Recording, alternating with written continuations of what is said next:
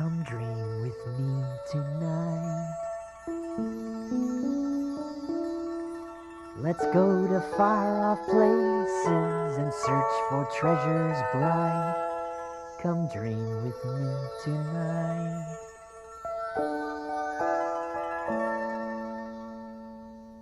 Let's build a giant airship and sail into the sky. Let's watch the ground so far below. Let's watch the birds as they fly by. The butterflies in springtime will lead us on our way. Exploding dandelions will brighten summer's day. And if our dream's a good one, and if our dream is right, then imagination can be real if we will dream tonight.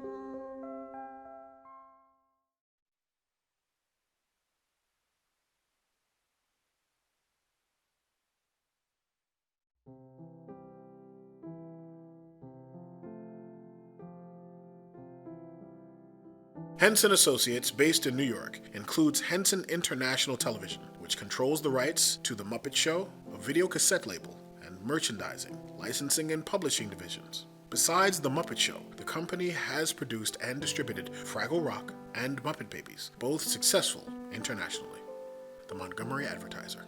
Wanting to share the adventures of Teddy Ruxpin beyond the borders of North America, Christopher J. Broff came up with a plan to generate a deal between Alchemy II and Henson International Television, or HIT for short. So I went to Ken and I said, Ken, I need to ask you a favor. You got to make me a suit for Teddy. And we got to get Phil Barron into the studio and record a 2-minute monologue that I'll write for you.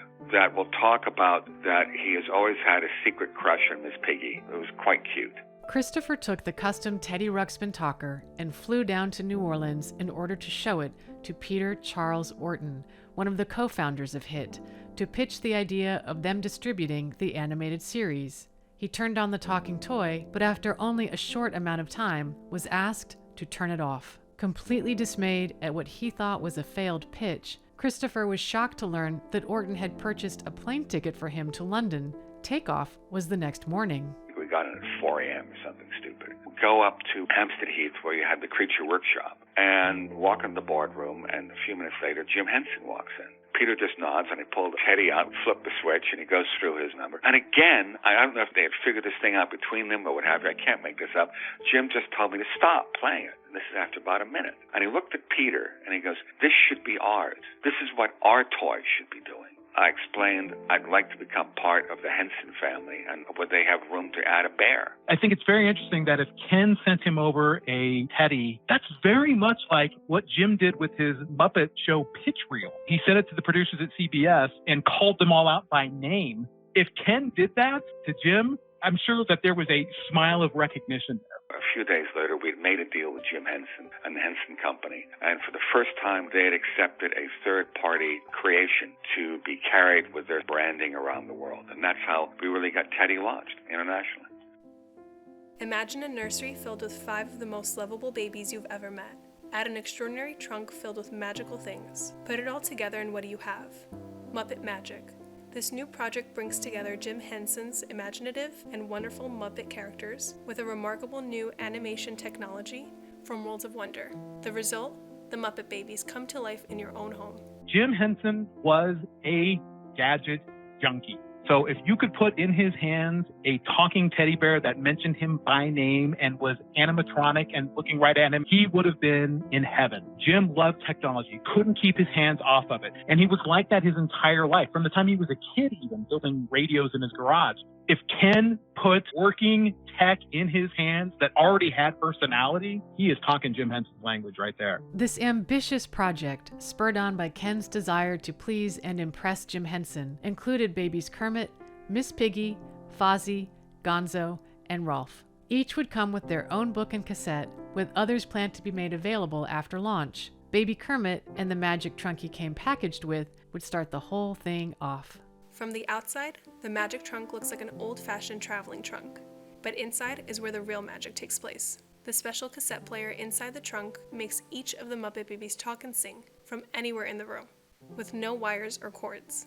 Ken and Don really wanted to do this thing this way, and it was silly to do. They threw it down to engineering to my team to figure out. We could figure out almost anything. I mean, I had 3 NASA scientists/engineers that I hired. That's the level of people we had at the company. We could do anything. And so we made this horribly expensive product. It worked, but they were more expensive than Teddy, and in order to make it really cool, you had to have 3 or 4 of them. The prototypes debuted at Toy Fair 1987 to much fanfare, but later events would cause them to never reach mass production or distribution. While Ken had signed off on a successful deal with HIT, unfortunately, for all involved, children never got to enjoy Muppet magic.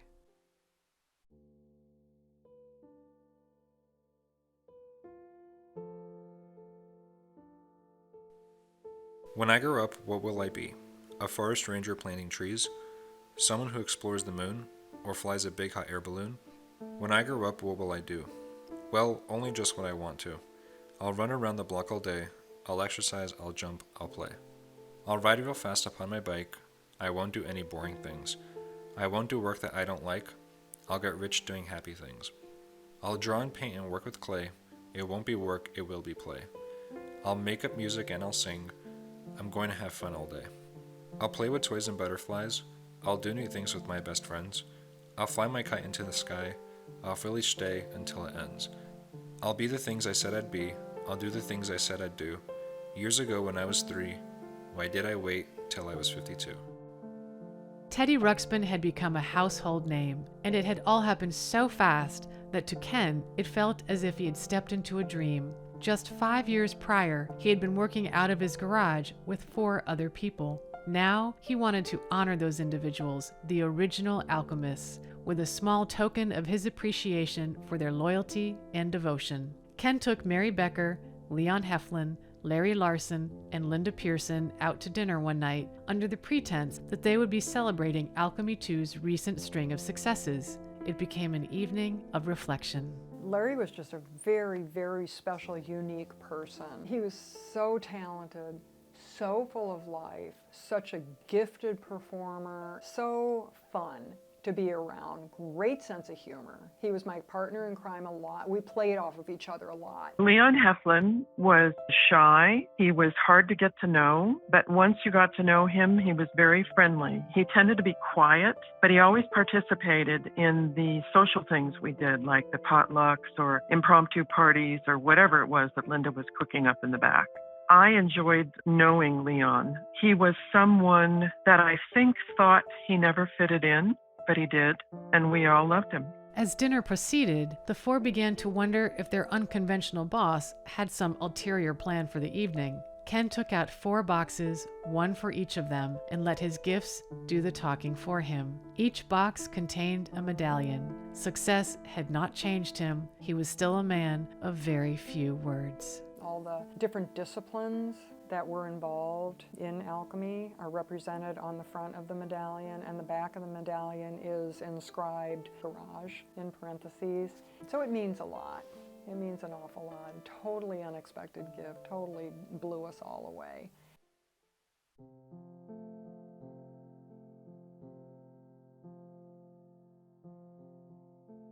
To my friend, the gentle soul that created and brought Teddy Ruxpin to life. I want to get to know you, and here's the reason why. You have a happy smile with hellos for everyone you meet. You take your time to listen when someone needs your ear. You share your knowledge as the situation demands. You inspire the creativity of which you have so very much that hides within us all. You think a lot and listen a lot before a decision is made. You're not afraid to make decisions. You put the needs of other people before your own. You're humble and shy beyond belief, as if you don't realize, believe, or understand the celebrity you've become. But I know you know these things. It's just the way you are, and it's becoming to you. Ken, now that I think about the things I've just said about you, I really do know you much better than I realized. Thank you for all these things and for your love. In loving friendship, Don. Don Rydell was the production supervisor listed on many of the World of Teddy Ruxpin storybooks, and his letter to Ken was just one example of how the employees of Alchemy II viewed their commander-in-chief. It was only fitting then that Don, one night in the summer of 1987, after meeting a teacher named Jan Reed, immediately thought he should introduce her to his boss. Ken was exploring the potential in educational projects. After a few false starts, Jan met Ken on July 1st at Marie Callender's in Glendale. He was late to the appointment and I was late for the appointment. We had things going on, and he walked into the bar where Don Rydell and I were sitting in Marie Callender's, and he sat down a red wind-up toy, a red alligator, and I thought, this is a test. He wants to know if I like toys. So I didn't even look at him, and I just sat there and played with the wind-up toy for a little bit. And I remember the first words he said to me were, "Here, this is for you." They ended up closing the place. Ken later on admitted that he had decided Jan was the one for him right there and then. It took all of 2 weeks for them to get engaged, and on September 18th, Ken and Jan were married. What can you give a bear who has everything? A bear who's not lacking for joy, a bear who has all kinds of fun things to do, and owns one of each kind of toy. What can you give a bear who has everything? A bear who can spend every day just dreaming up challenges that are brand new and thinking up new ways to play. To give to a bear like that anything new, you have to be clever and smart. You have to discover that with all those things, the bear has a sad, lonely heart. And if you are loving and if you are kind, and have nothing better to do, you'll know what it takes to make that bear whole is the gift of a person like you. Jan, thank you for the most wonderful gift of all, you.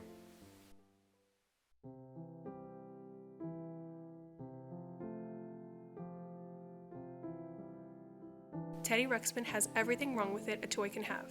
The advantage of children playing with toys is that they can make the toy do what they want it to do, but Teddy Ruxpin does not give them that control.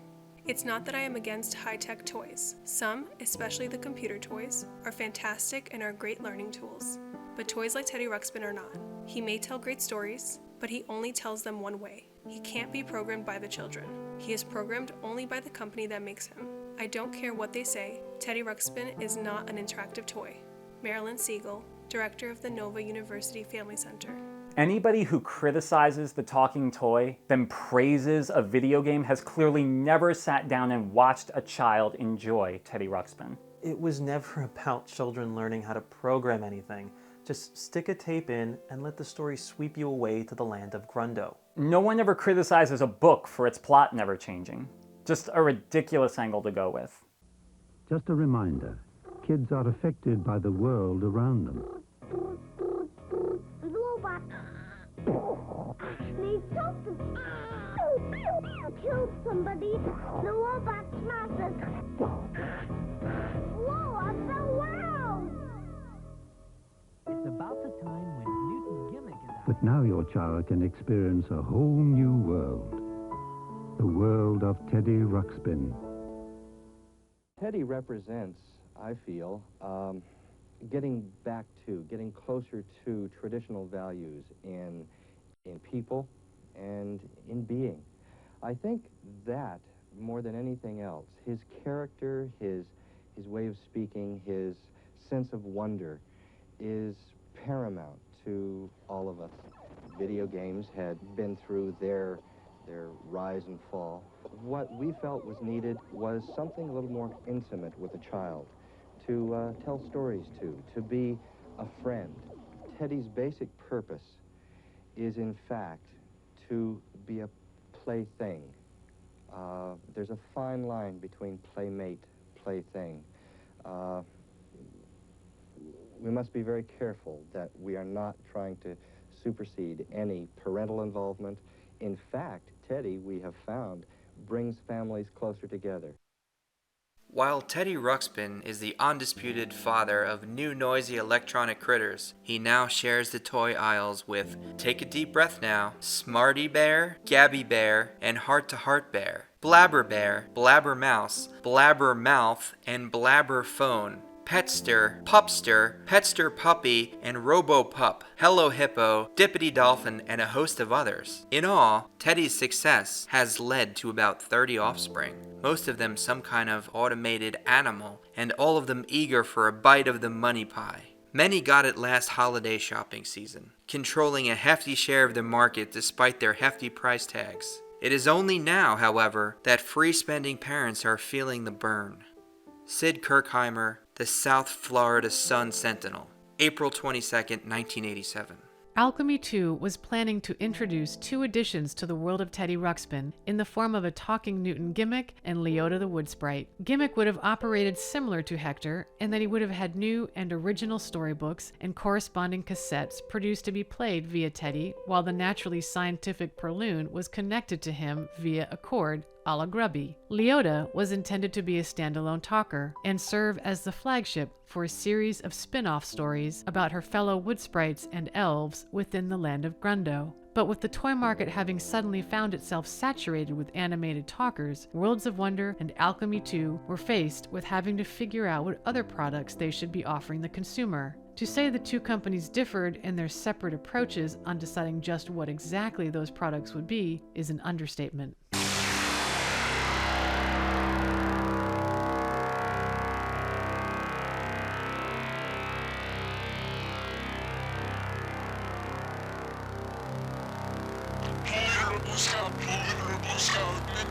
This is Boy Scout, red team approaching sector 9. Watch out!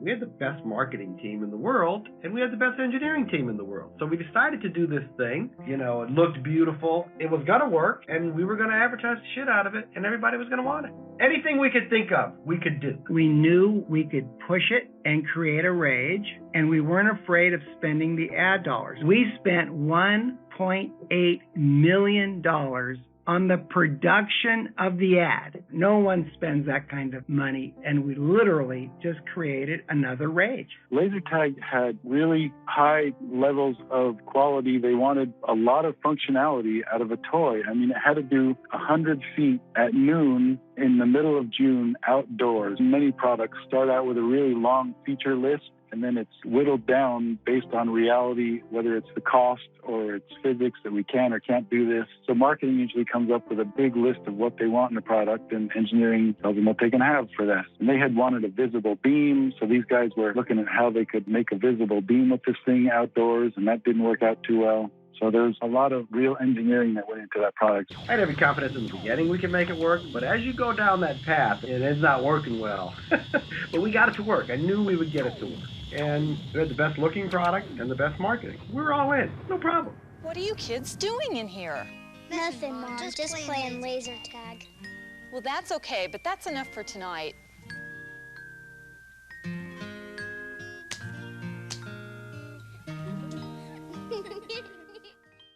While Worlds of Wonder pushed laser tag with all their might, Ken decided to take an entirely different approach. Since starting the writing of the Teddy Ruxpin lyrics, he had understood the power of well-crafted songs, so his mind was veering towards a project dealing with music. He comes up one day and he shows me a couple of drawings, and he goes, "This is Rock Rabbit. He's a drummer." And I went, "God, that's a great idea." We developed Rock Rabbit as initially a movie idea, and we got a fair amount of traction. Rock Rabbit was the lead singer of a rock and roll band, which included his friends Goggles and Gig. Goggles was a male mole who played keyboard, and Gig was a female skunk who played guitar.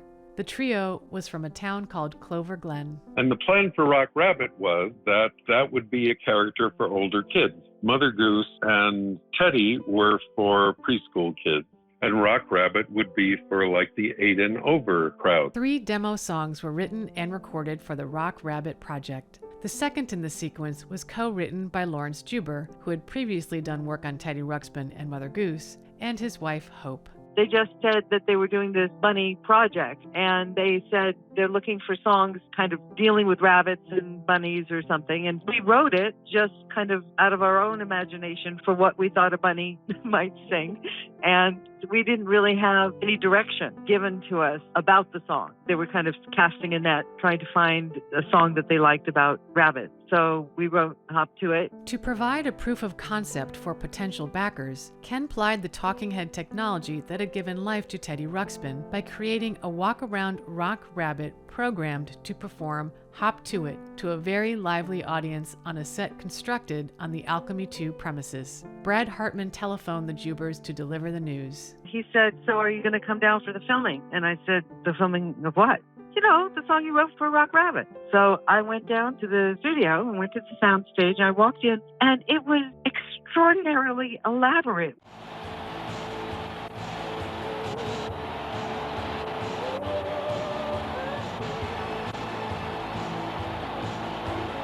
Chris Bruff came to me and said, "Do you have puppets that we could use?" And I said, "Sure." So the animal puppets are my puppets. They needed an audience.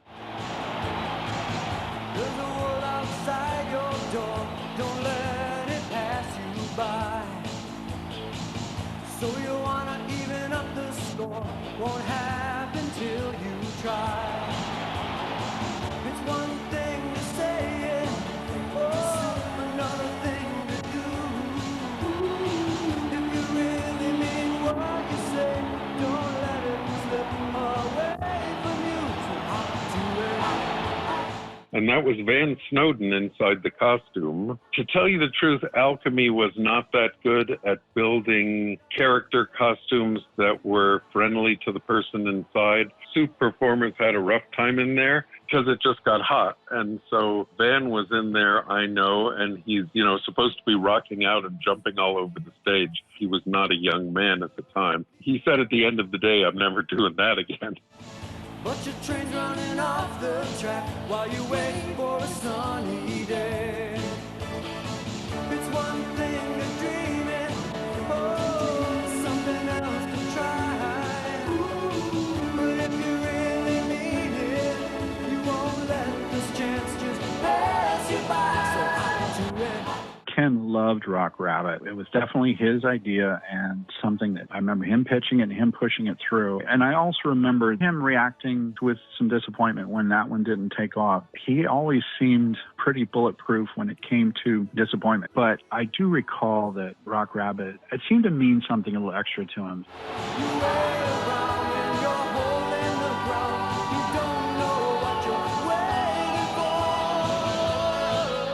The disengagement, I think, on Rock Rabbit to a degree may have been a sort of falling out eventually between Ken and the Worlds of Wonder people. When they went out in the public offering, at the time, was the largest first-day IPO, I think, on the stock exchange. I mean, it was huge. And they played a little roughshod with Ken. And Ken's reliance of what he had hoped to be the support of Worlds of Wonder from a toy standpoint, I think, may have been eroding a little bit.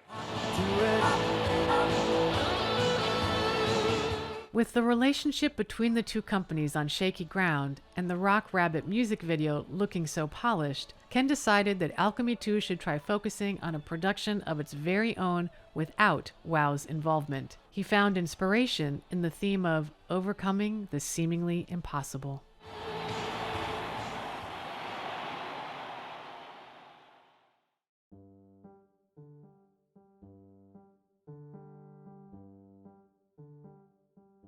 Determination, patience, kindness, truth, and trust. Humor, caring, and courage. All elements of a basic value system. Where do they come from? Intuition, parents, school, church, books. How do they grow? Dr. Spencer Johnson, psychologist, surgeon, and author, thinks values must begin and be nurtured at home. To help, he and wife Ann Donegan Johnson are writing a series of children's books called Value Tales. Structured like a biography, the central character's life is followed chronologically using a mixture of fact and fantasy to teach the abstract concepts. Pamela Beerer, The Albuquerque Journal. With wonderful illustrations by Steve Pileggi, the Johnsons' Value Tales books first saw publication in the mid-1970s and would ultimately finish with 43 different titles within the series. The concept that became Value Tales started when the Johnsons could not find any books they felt were suitable to both teach and entertain their own child. Taking matters into their own hands, they set about creating such books themselves. We started with 3 criteria. We wanted to make the story fun. We wanted to demonstrate the advantage of a particular value through someone else's life, and we wanted to provide role models for kids as far as the kinds of things they could do as a career. Spencer Johnson. By the time the books were placed in Ken's lap, they were hugely popular. As he perused the then available titles, he would have caught on to the fact that the Johnsons clearly thought along the same lines as he did when it came to creating content for young people. Children are too sharp today, and we've got to give them more than just pure entertainment. We've also got to remember that children are little people with the same worries and dreams as big ones. I think anything that can address itself to this concept will be more and more of a success. Spencer Johnson. Ken and Dr. Johnson were clearly speaking the same language. Teddy Ruxpin and Value Tales go hand in hand when it comes to teaching children without them catching on to what you're doing. And Ken decides upon The Value of Patience, the story of the Wright Brothers, for adaptation into a pilot for a possible television series. It's fitting that this is the book Ken picks. If anyone understood the value of patience and desire to make the impossible possible, Ken Forsse did. Because the goal was to build a new brand, it fell to Christopher J. Bruff to decide how they might go about the adaptation. He felt that they should do a combination of animation and live action. Ken approved of this approach, and they agreed that there should be a narrator in the form of a talking turtle puppet operated by Larry Larson and Len Levitt. Eris Turtle would relate the story of Wilbur and Orville Wright to his young human companion. Production would be done in Canada.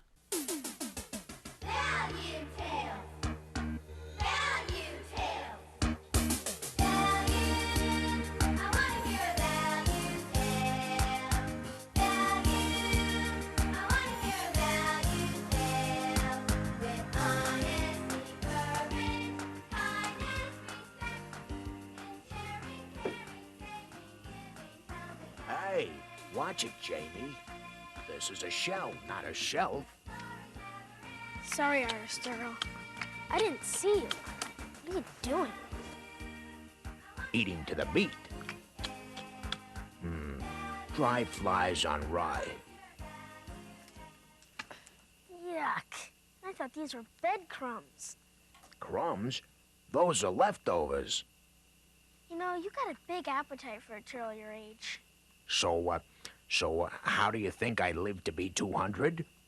A strong stomach and a strong shell. If I had a shell, I'd crawl into it. That's how much homework I have. Come on, kid. All it takes is a little patience.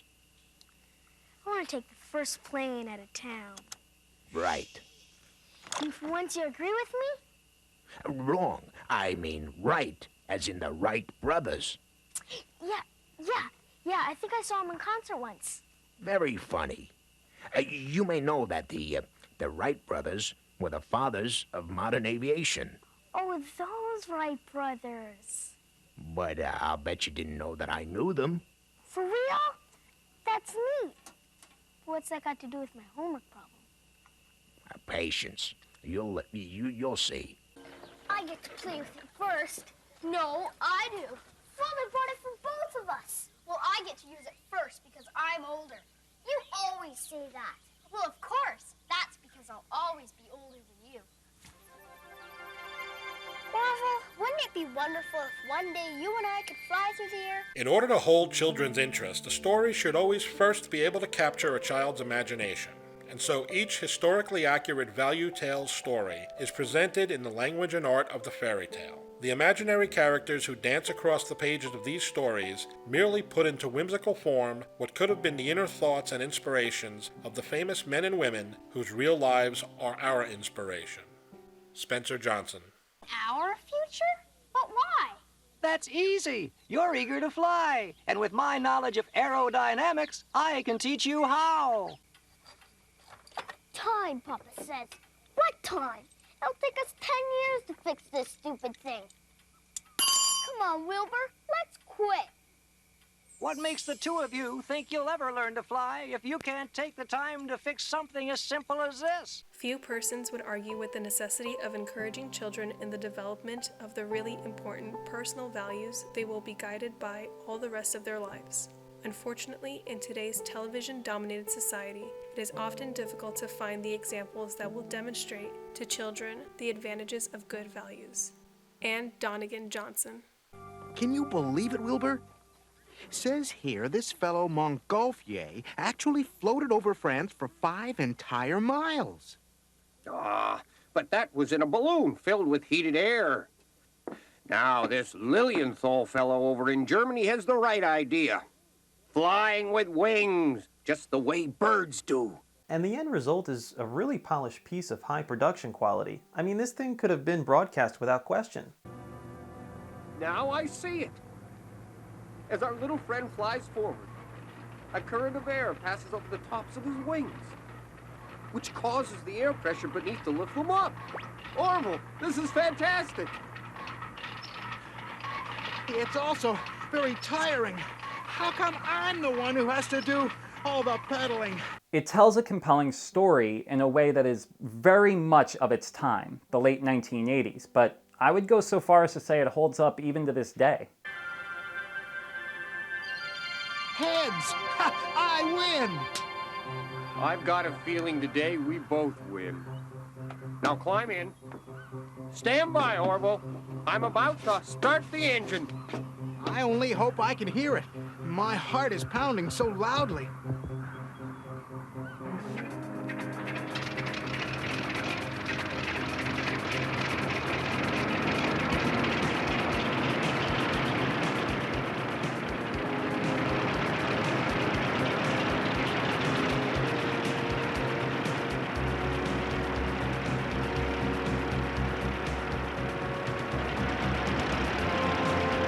It's flying!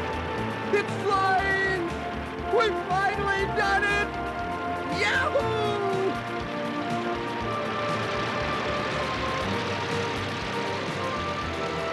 We hope we can go on TV. We could reach the audience we're really aiming for, kids of the non-book culture. Parents who buy our books are probably already teaching their children values. As it stands now, we're waiting for someone with enough money to step up to the plate. I believe this will happen when a corporation realizes it's to their advantage to back a series such as ours. They don't realize people want to get back to the basics. Spencer Johnson. And had the patience to see things through. Hey, your shell's not as thick as I thought. You're right, Jamie. Patience can do amazing things. Like finishing my homework by tomorrow? Turtle word of honor. Now, how about you hitting those books instead of trying to hit me with them?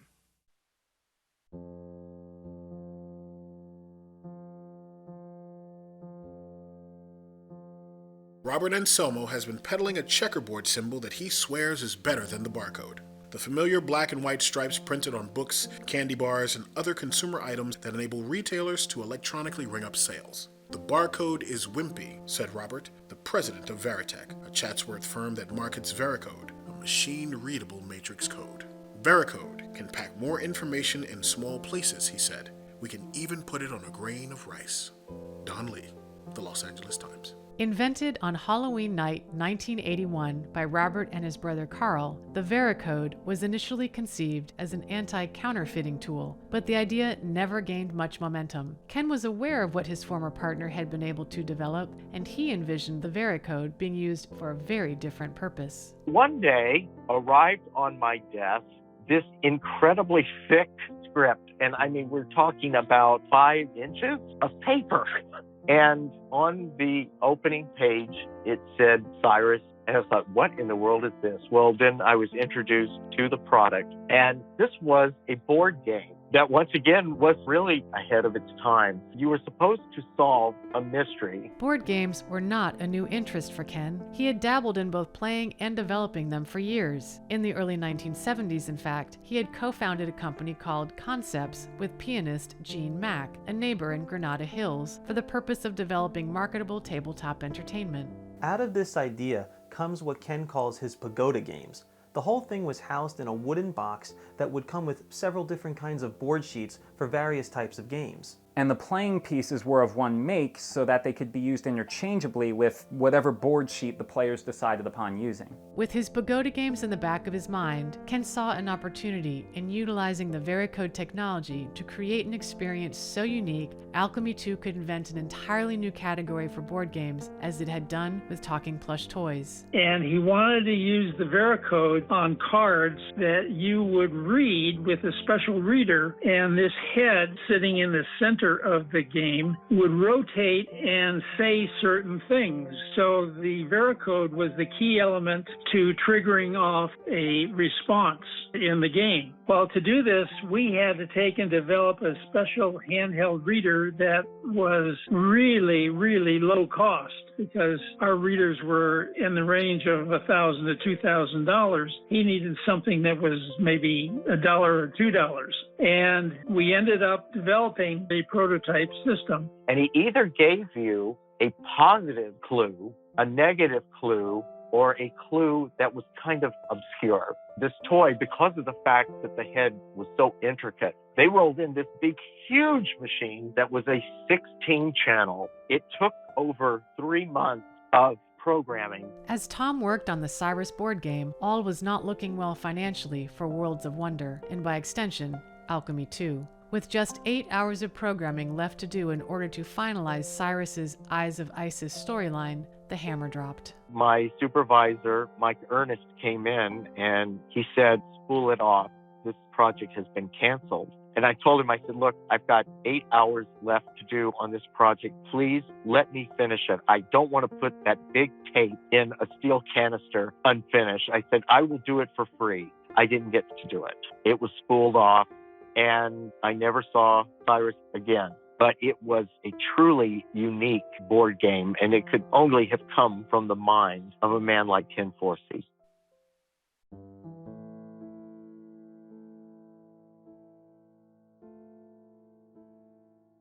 Worlds of Wonder is in worlds of trouble. The company is deeply in debt. It recently fired half its workforce, and it has put itself up for sale. Analysts who follow the industry, in fact, wonder if the Northern California toy company will last much beyond Christmas. 2 years ago, the startup company made toy history with Teddy Ruxpin. Consumers were charmed and paid $70 each for the bears. With only Teddy, the company had sales of $93 million that year, the most ever for a new toy. Investors too were dazzled. Worlds of Wonder went public in June 1986 at $18 a share, but eager stock buyers quickly drove its price up to $29. Now they're bailing out. Worlds of Wonder's shares closed Friday at $1.25 in over-the-counter trading. Denise Galeen, The Los Angeles Times, December 14, 1987. We had a very successful line for multiple years in a row. That line was certainly thought to be moving forward. We then built a whole bunch of inventory so that we didn't have the problem with underselling in the market. So we just kept making all the stuff, and then we hit an economic crash. We're sitting here with hundreds of millions of dollars of inventory. Retailers start canceling orders, and we couldn't get financing against that inventory. We actually hired people whose job it was to find warehouses for us to put product in as we were getting them off ships. Product was coming in, pallets stacked to the rafters, and nothing was going out. And by the way, it gave Mattel and Hasbro time to make their own versions of what we were doing. So everybody had an animatronic toy that they were trying to sell. But really the problem was we were sort of a victim of our own success. They built a big organization, and it takes a lot of product and a lot of things to keep that going. And, you know, the products got more complicated. Sophisticated is good, but complicated is sometimes hard to manufacture. And I don't think there was resentment that we didn't come up with another big hit. I think we were just happy that we got together and wanted to keep the magic going. And it was hard to find more of that same magic. We made the decision to make a bunch of stuff with a whole bunch of cash that we had on hand. Since we were so successful, we put it all in inventory. The crash came, retailers crashed as well. Expensive toys were not going to be in vogue for a while. We went down like that. Before the end of 1987, Worlds of Wonder had declared Chapter 11, hoping to stave off creditors while figuring out how to repay $312 million of debt. This caused more than one journalist to look at Alchemy II and note that it needed a touch of wizardry to get out of its financial problems. Alchemy executives are clearly nervous now. Teddy Ruxpin was their biggest source of income, but they have become merely a creditor of an ailing company. Our situation is that we are in a bit of a hurt financially. We have to look at the realization that Teddy Ruxpin has been hurt by the discounting, said Alchemy partner Larry Larson last week. Teddy Ruxpin sales produced nearly $20 million worth in royalties for Alchemy from Worlds of Wonder in a 2-year period, but ended last March.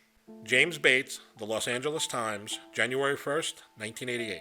Alchemy II executives had decided, once they became aware of WoW's financial problems, to stretch their company's royalty payments out over the rest of 1987, pledging substantially all of its assets, including royalties due the company, to Worlds of Wonder as collateral for loans and advances Alchemy received. A long story made short is that it all suddenly went to hell. The two companies were, despite being separate entities, so intertwined financially that when WoW failed, Alchemy II lost its main source of funding. And as fast as their success came, the demise of this golden age of Alchemy II happened even faster. Ken was such a natural, intuitive person, and so there was so much love and kindness in that man that I think people just gravitated to him, and I think he was brilliant at picking people, so it was absolutely a Camelot. It was magical with the most wonderful, brilliant, creative people. We all knew there were problems. We all knew that Teddy was unique,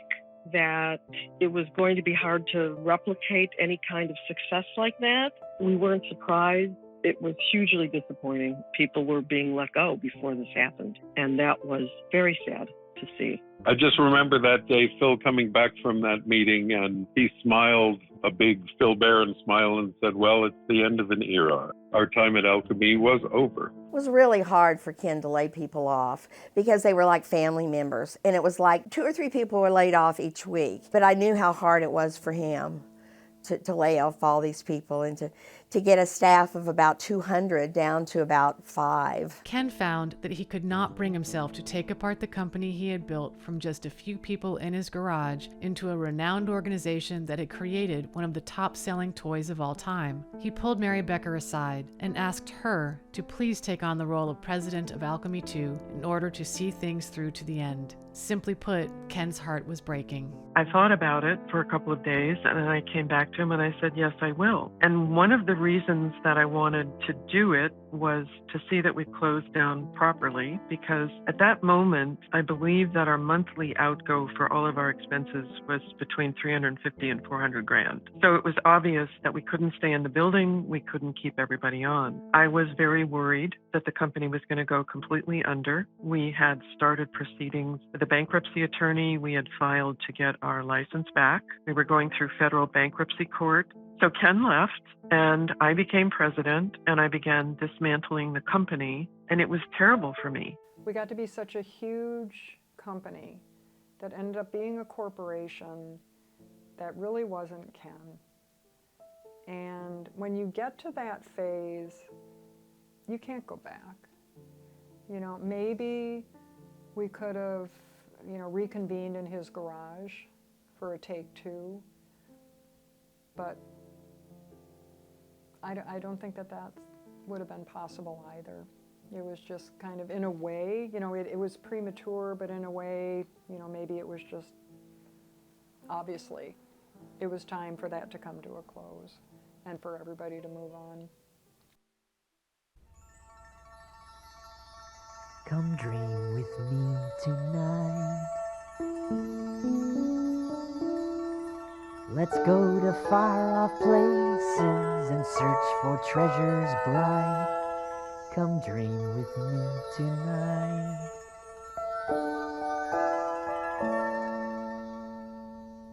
Let's build a giant airship and sail into the sky. Let's watch the ground so far below. Let's watch the birds as they fly by. The butterflies in springtime will lead us on our way. Exploding dandelions will brighten summer's day. And if our dream's a good one, and if our dream is right, then imagination can be real if we will dream tonight.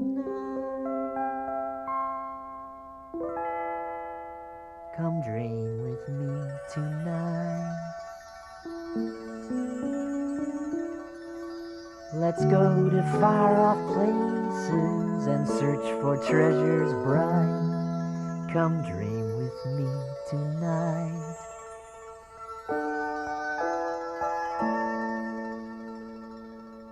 Let's meet a lovely princess and stand before a king. Let's dream a great adventure and let us live that magic dream. The orange leaves of autumn will crackle in the air. In winter, tiny snowflakes will sparkle everywhere. And if our dream's a good one, and if we see it through, then the wondrous dream we dream tonight someday just might come true.